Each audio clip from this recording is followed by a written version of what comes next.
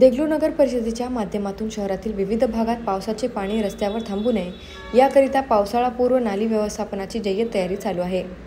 नगर परिषदेचे कर्मचारी कामाला लागले असून आज साहित्यरत्न अण्णाभाऊ साठे चौकातील पावसाचे पाणी थांबणार नाही याची पूर्वदक्षता घेण्यात आली आहे। दरवर्षी भारतरत्न डॉ. बाबासाहेब आंबेडकर चौक ते साहित्यरत्न अण्णाभाऊ साठे चौकापर्यंत पावसाचे पाणी रस्त्यावर साचलेले दिसून येते। पण यंदा नवनियुक्त नगर परिषदेचे मुख्याधिकारी नीलम कांबळे यांनी पावसाळापूर्व नाली व्यवस्थापनाकडे विशेष लक्ष देत असल्याचे दिसून येत आहे।